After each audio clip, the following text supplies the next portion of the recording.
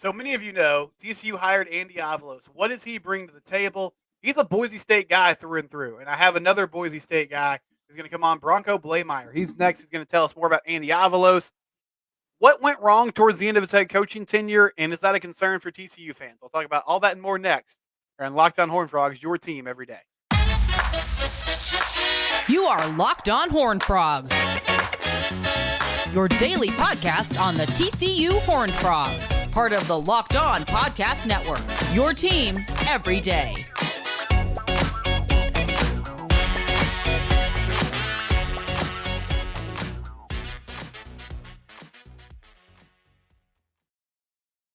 That's right. Locked On Horned Frogs, your team every day. We are here with Bronco Bleymaier. You can find us, the show, wherever podcasts are free and available. You can subscribe to the YouTube channel or Apple Podcasts, Spotify, Stitcher, wherever you might want to subscribe and listen to podcasts. Bronco's got a pretty good YouTube channel of his own. He's got over 1,000 subscribers. If you'd like to subscribe to that, he covers Boise State. He also covers the Mountain West. But as you can see in that room there, he's got some pretty big ties to the Boise State Broncos. So we're going to talk about Andy Avalos today, but I wanted to start, Bronco, with many of you might notice front and center there, we got a Boise State Fiesta Bowl, like commemorative. Is that a DVD or is that Yep. like okay, DVD? Yeah, that's a sore memory from TCU fans. But, I mean, the Frogs and the Broncos, they had some battles back in the day in the Mountain West, also in some BCS Bowl games. I'm assuming, is that your favorite memory associated with TCU? Do you have another one that stands out when those two schools used to link up back in the day? Yeah, that's definitely the favorite one. You're right. For such a long time, even when those two teams weren't playing, they were kind of what Boise State and UCF became later on. You know, they were the two teams from those non-Power 5 linked or BCS, whatever you wanted to call them, linked conferences at the time. Those are called smaller conferences with the WAC and the Mountain West, and they were always pseudo competing against each other even when they weren't playing. And then they had a couple all-out brawls in some bowl games. They had the Liberty Bowl that Boise won, and then you had the Poinsettia Bowl in 2009 that TCU was able to win. In 2010, Boise State was able to get some revenge in the Fiesta Bowl, and then obviously became conference allies for one season there before TCU headed out to the Big 12. So I'll tell you, when it comes to teams that Boise State fans absolutely despise, TCU, they're a rival. Up there? They're right up there on that list, especially Gary Patterson. Some of his comments when that final game was played definitely left a sour taste in fans' mouth. I would say I would never have thought I'd have been on a TCU fan podcast, but I'm excited to be here today to talk about Andy Avalos coming to TCU. And I love talking anytime I get a chance to talk Big 12. I love doing that because of the Power 5 conferences. I'm not going to say Big 12 is the best, SEC is the best, but they're definitely the conference that I'm most interested in the Power 5, Power 4. What you guys have done to expand the teams that you've brought in, such an exciting narrative, and I can't wait to see what happens this next year with the completely new look with the Pac-12 teams coming in as well. Yeah, they've expanded into that West Coast area, which is intriguing. I didn't know if that would be possible a few years back, but it's happened. And yes, Gary Patterson known to burn some bridges, so not surprising that he rubbed some people the wrong way with some of those comments. After that big win on the blue turf about a decade ago or so, I guess. But getting to Andy Avalos, so I mean, for people that don't know, like he's a Boise State guy through and through. Like he played there, he coached there as a DC, eventually got the head coaching job. I know it didn't end particularly well, and we'll get to that later in the show. But I guess, I mean, his journey from player to DC to coach, I imagine there was a lot of excitement when he finally got that head coaching job. What kind of was his background and just his legacy from being a linebacker there to eventually leading the team as the head coach?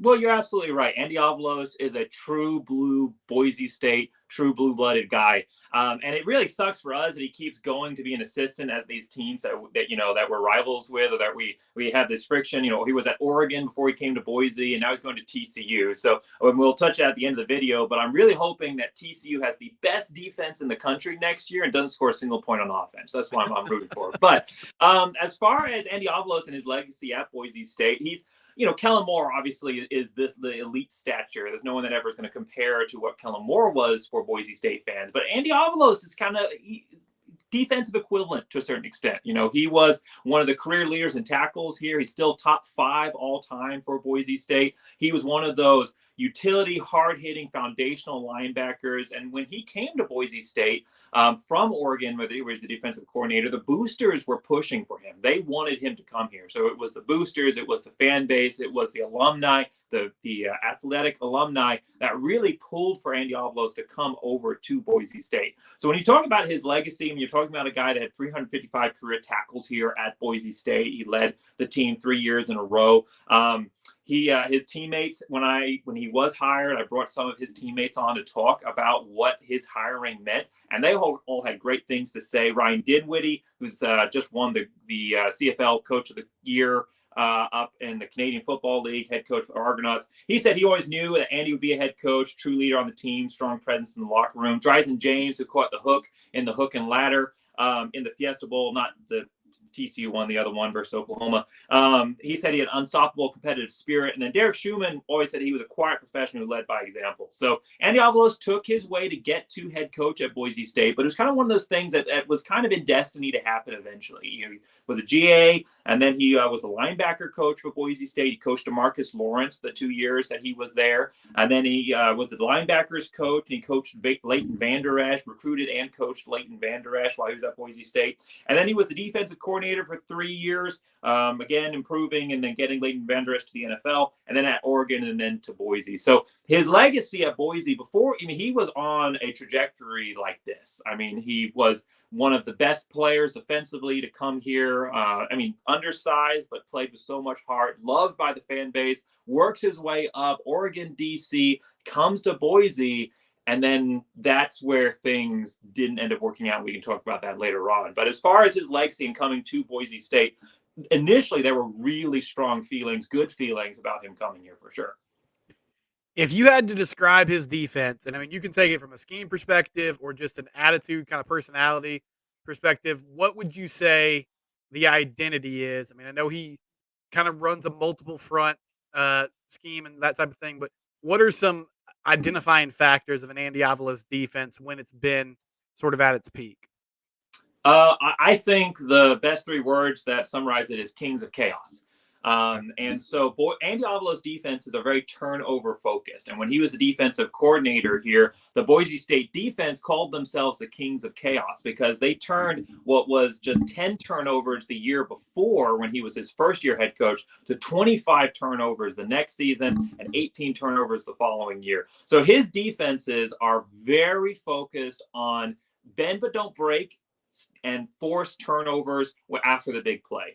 And so with Andy Avalos' defenses, you have to have those stars, those superstars on the team that can step up and make the big play. And that's something we saw this year when, J.L. Skinner and Tyreek Jones, and then we lost so many other guys in the secondary, Tyreek LaBeouf and all those guys graduated and left, and we were left with all these inexperienced players. His defensive mentality of that bend but don't break, shoot for the turnovers didn't work out so well. But that is really the focus of Andy Avalos. He's going to be great against the run. He's going to be a great run-stopping deep guy. After his first season at Boise State, things settled down as a defensive coordinator for them. In 2017, 2018, he held opposing offenses to under 123 yards rushing per game. Now, his defenses do tend to be vulnerable versus the pass. He had over 200 yards passing every year as a defensive coordinator and as a head coach here. But he's very focused on forcing those turnovers. And if you can get the right playmakers, it's a very effective defense. I like that. Great insight here from Bronco. We're going to continue talking to him in a moment. We're going to discuss Andy's philosophy. Is he aggressive? You mentioned bend but don't break. We'll get more insight on that here in a minute here on Locked On Horned Frogs, your team every day. I do want to briefly tell you about FanDuel. Week 17 of the NFL season is about to get started. It gets started tomorrow on Saturday. And if you haven't heard about this deal yet, listen up. New customers, they get $150 in bonus bets guaranteed when you place a $5 bet. Now, I was never good at math. That's pretty good value there. $5 in exchange for $150 in bonus bets. That's FanDuel.com/lockedon. If you're a new customer, you can get $150 in bonus bets simply by putting a $5 bet down. They also have an app that's super easy to use, and you can do same game parlays. You can find bets in the new Explore tab, and you can make a parlay in the Parlay Hub and anything else. Money line, traditional, just betting against the spread, whatever you're interested in. Visit FanDuel.com/lockedon and sign up today to take advantage of that deal. And then you can also download the FanDuel app. FanDuel, official betting partner of the NFL and a proud sponsor here of the Locked On Network.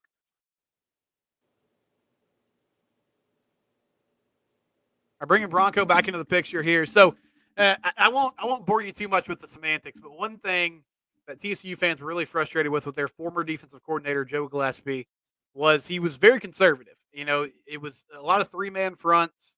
Was really not interested in bringing blitzes, bringing extra rushers, and in theory that was supposed to stop big plays, but that didn't really happen. So when you think about Andy Avalos, would you categorize him as an aggressive play caller? I mean, what does it look like when it comes to how much he's going to bring extra pressure? Is it about getting the guys up front, you know, those 4 or 5 up front to get home, or does he like to bring a lot of different players? You mentioned chaos earlier. What kind of philosophy does he have when it comes to blitzing, aggressiveness, those types of characteristics? Well, I don't have great news on that front, considering Yeah. what you just said about your former. That does sound a lot like what we've seen at least this year. I think a lot of it has to do with player personnel. When you look at the 2016 to 2018 season, they had some absolute monsters on that defensive line. They had some absolute and some great linebackers too. So that front seven was really stacked, and they were able to be a little bit more creative in getting home with just 4 or 5. 3 or 4 versus having to bring the focus pressure. So for Andy Avalos this season, we've definitely seen a lot of those 3-man blitzes, a lot of the coverage. He definitely is a coverage focused defensive coordinator. He's going to focus on confusing you with the scheme and maybe giving up a couple big plays, like I said, but eventually he's going to force you into that mistake. Now, having said that, he is a situational blitzer. So it's hard to categorize Andy Avalos as just one thing or the other, because he'll bait you with the coverage, and then he'll hit you on like a full drive with just blitzes. So he's very situational with it. I think he's very, very detail oriented, and he adapts his scheme to the players that he has on the field. What I'd say overall with Andy Avalos you're going to see is probably more towards that 3-4 man blitz from the front seven. And then on third downs and in the red zone, when things tighten up, that's when he's going to bring the house. So that's why, when you look at the points that teams scored against Boise State while he was a defensive coordinator here, 2016 to 2018, they never scored more than 24 points a game. Even though during that time, all except for one season, they were averaging an 85 to 90% red zone scoring percentage for field goals and touchdowns, they were scoring 24 points or less every game. Because once he got inside the red zone, he would become a lot more aggressive. So initially, he's going to try and beat you with the scheme that he has, with the players that he has. But once you get inside of those make or break situations, once the field tightens up, his defense is very good at stopping the run already. And once you shorten the field that you have to play with, and the secondary is not pressured as much, that's when he's going to bring more of a blitz. You talked about some of the players earlier that have come through his system, whether it be his time as a positional coach or when he moved up the ranks a little bit. I mean, I'm a Cowboys fan, so I know DeMarcus Lawrence well. He's had an outstanding career. Leighton Vander Esch, I hate that he's dealt with so many injuries. I think he's a good NFL linebacker, but he's just hasn't been able to stay on the field. Is there a certain position group that you would say he specializes in? I mean, as a DC, has it been kind of a mix? What would be your answer if they were like, what is kind of Andy's specialty from a position category standpoint, if there is one? Linebacker and defensive line. He has been, even as a head coach, players and media personalities that were visiting the team during their practices were noting that even as the head coach, he was still getting down and running the position groups. He was still getting down with the linebackers, and running through, through their plays and coaching them one-on-one, because that's his position. Every time he's been a defensive coordinator, he's continued to coach the linebackers. So when he was the defensive coordinator at Boise State, he was the overall linebacker coach and the defensive coordinator. At Oregon, he was the inside linebacker coach and the defensive coordinator. And as a head coach here, he definitely continued to take an interest in developing the defensive line and the linebackers. I would say one position group that he struggles with, and I think he leans more on his staff for, is going to be the secondary. I think if there's one weak spot for Boise State when it comes to play calling or player development, it's going to be that secondary position. That's what we've seen consistently. But when it comes to the front seven, he is very, very detail oriented. He's very, very fundamentals focused. And players, Derek Schumann said that he was a great teacher and a great communicator about those details and intricacy oriented things. And when you get down the defensive line and the front seven, so much of that is just simply the detail oriented phase, and he's great at that. So let's get to what happened towards the end of his tenure as a head coach, because Bronco's got a great YouTube channel, and I was checking out some of his work. I was getting ready for this interview, and you did like a live reaction show right after Andy got fired, and you mentioned that you were pretty surprised, and not necessarily that he was getting let go, but just the timing of it. So we've heard the murmurs about like culture issues, and I mean the team bounced back in a big way once he was let go. They end up winning the Mountain West. So what was sort of the breakdown that happened towards the end of his tenure? And I mean, was it basically the players kind of making it known they weren't going to play for him anymore? Is that how it sort of played out? That's a big part of the gist. Yeah, that's a big part of the overall. I mean, I was calling for him to be fired since the Memphis game, just because of how he was interfering with the offense and his gameplay decision making. Andy Avalos is all the things that are great about him when it comes to being a defensive coordinator, when it comes to being a player: detail oriented, hands on, silent leader, aggressive. All of those things are great when you're a player on the field, or when you're a defensive coordinator or a position coach and you're focused on one aspect of the team and you're focused on that. When you step up and take over the head coaching role, those positives don't necessarily translate. Some of them even become negative, especially the hands-on, detailed-oriented side of his personality. And so former players associated with the team were saying that he had almost and again, maybe there's some feelings being expressed, and they would rather phrase this later, but they put it out on Twitter, so I'm going to say it. They said he was almost a dictator in the locker room from the very beginning. It was definitely him coming in and saying, I have a way that things are going to work. It's going to be my way or the highway, and we're going to run this until it works. And so I think that was the biggest issue of it. Early on, first year, we get some nice close wins, some close losses, 7-5 his first year, whatever. The second year, things turned around. Dirk Cutter comes in to replace Tim Plow, and this season, Boise State goes and plays the Mountain West Championship. But year 3, when the losses started to pile, I mean, when he was fired, Boise State was sitting at 5-5.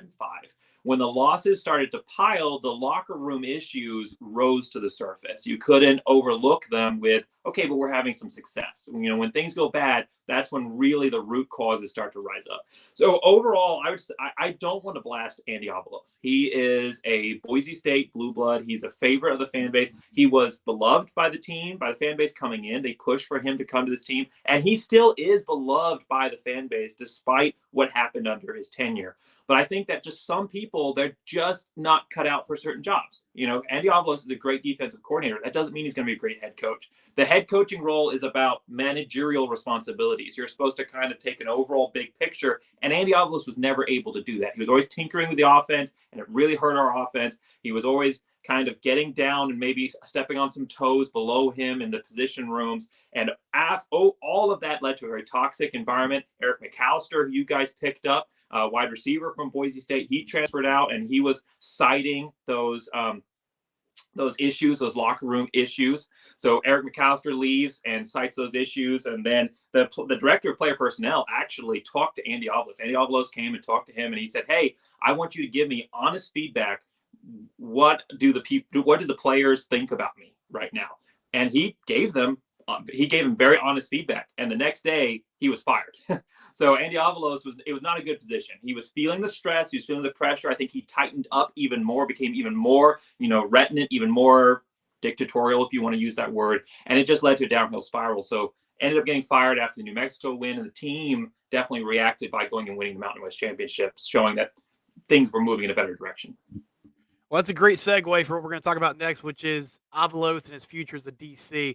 Bronco Bleymaier with us. It's Lockdown Horned Frogs, your team every day.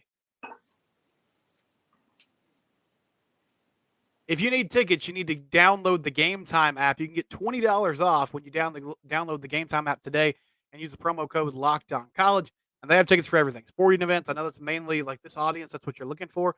You can get TCU basketball tickets on the Gametime app. You can also get tickets to comedy shows, concerts, theater productions, whatever it is you're interested in. One thing I love about Gametime, they have last minute flash deals. So if you're not necessarily always on top of it, and you're like, man, there's no way I'm going to get a ticket to this event for a decent price, check out the Gametime app, because usually up to the day of the event, they have last minute deals where you can get a solid price for a ticket for whatever you're looking for. And they'll also show you exactly what the view is going to be from your seat. There's a picture right there that says, hey, this is what you're going to be looking at when you sit down. This is your view of the court. This is your view of the stage, whatever it is. Gametime app has you covered. Locked On College is that promo code. So download the Gametime app today. Use that promo code Locked On College. Get $20 off your first order. Appreciate Gametime for their sponsorship of the Locked On Network. So a few more things for Bronco, and I think you kind of laid out something there that maybe TCU people or just people in general don't think about. I mean, that Boise State job, it has a lot of pressure. Like, that's a program that is used to winning 10 plus games, playing for conference titles, playing in New Year's Six bowls, those types of things. So do you feel like Andy is just one of those guys that maybe is more suited for a defensive coordinator position? Do you think the intensity, that he has with players, you talked about the detail oriented nature that he has, is just maybe a better personality fit for the job he'll be taking on at TCU rather than leading the whole ship like he did at Boise for a few years?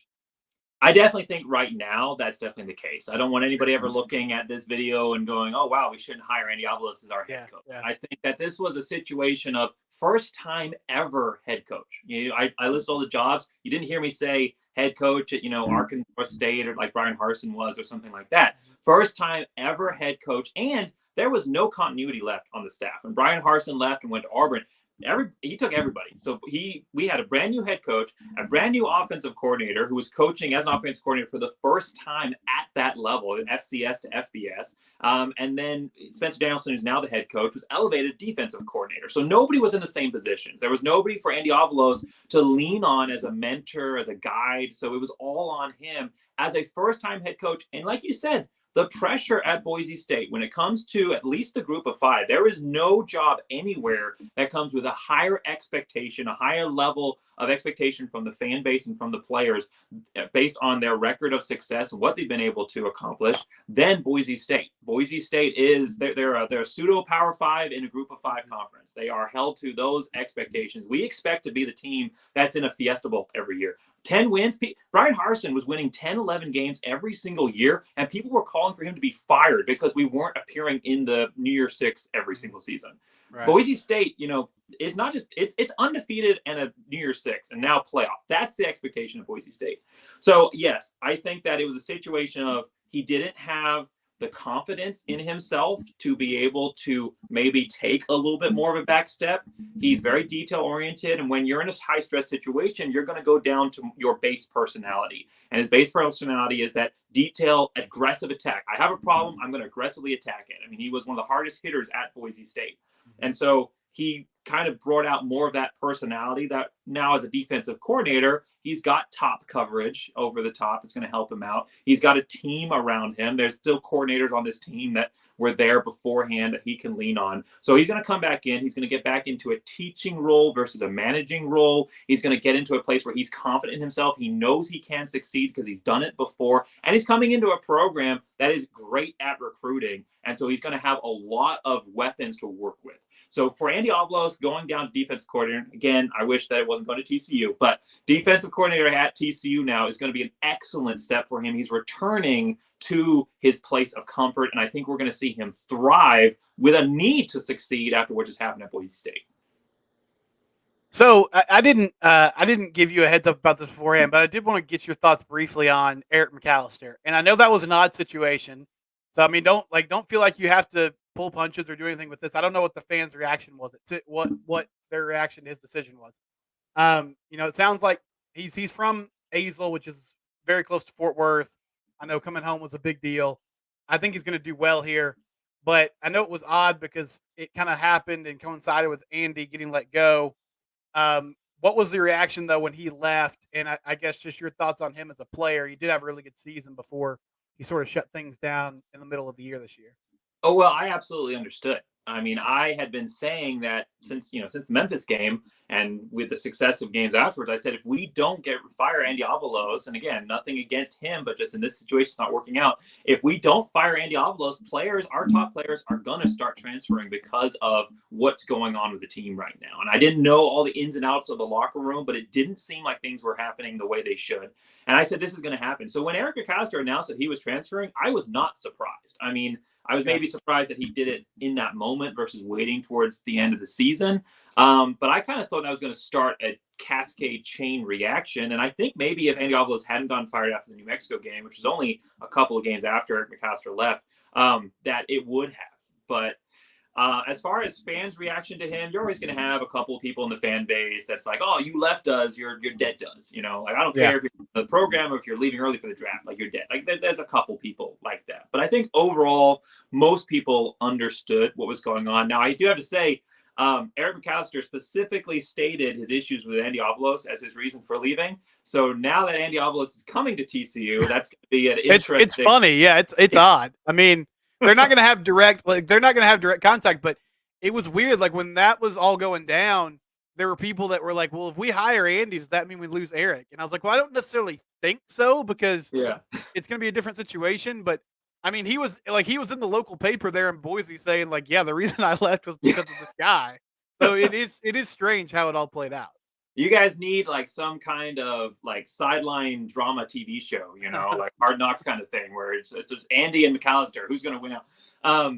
No, I think that you might have lost him, honestly, if Boise State had been willing to take him back, because he tried to come back to Boise State after Andy Avalos was fired. Spencer Danielson was the interim head coach, and he said, hey, I'd like to come back. And I think there was some interest definitely from the fan base, but also I think from the coaching staff. But the players' council rejected him. They said, you left us. We stuck together as a team despite the situation. So I don't have any inside information on what's going on in the locker room as far as the players happen. So I'm not going to say there's any bad blood between them and McAllister. But they definitely reject his application to come back.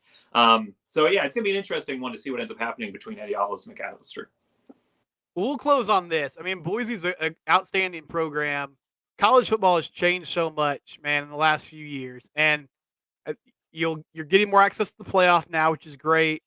But I guess, like, what for Boise, for you personally, as someone who cares about this program deeply, what do you think the best case scenario is as realignment keeps kind of shifting and changing for Boise State? Is it joining a Power 4 conference? Is it staying where they're at and having access to the playoff? What if they made you commissioner today and one of your jobs was to put the Broncos somewhere? What would you do?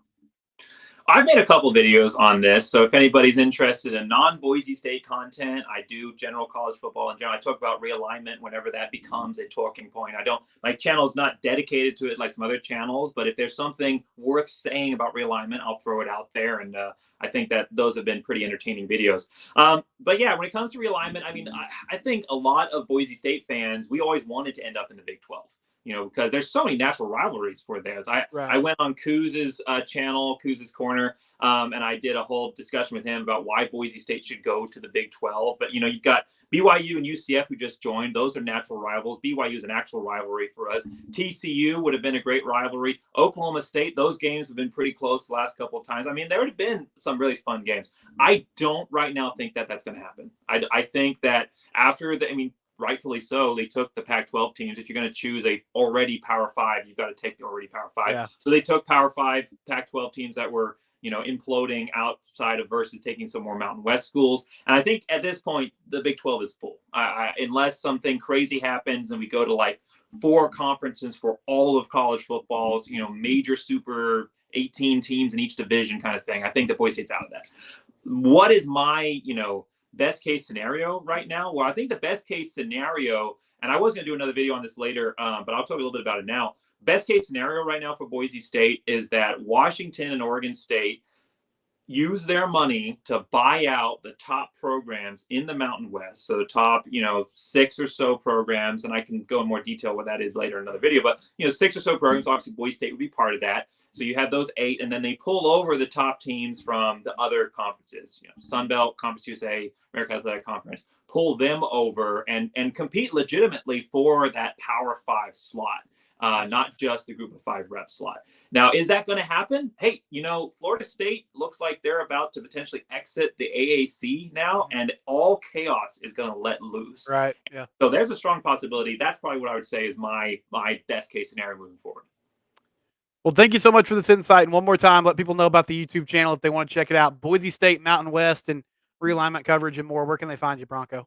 I said Bronco Bleymaier, so just type in the name right there, Bronco Bleymaier. It's on YouTube. You can check me out on Twitter as well. I've loved being on here. Thanks so much for giving me an opportunity to talk about Andy Avalos one last time. I wanted to have an opportunity to kind of cover his career at Boise State, and this was a great opportunity to do so. I think, like I said, there were a lot of negatives that happened towards the end there, but you guys are getting an incredibly hard worker. No one is going to work harder for your program, from player to academic administrators. No one's going to work harder for your program than Andy Avalos. He's going to come in and put his best foot forward, and you guys are getting a fantastic person who is coming into what is his perfect assignment. So check me out, Bronco Bleymaier. Thanks so much for letting me come on. Thanks for everything that you do in covering the Big 12. I love listening to any Big 12 coverage I can. So thanks so much for that. And thanks for having me on. Go Big Blue!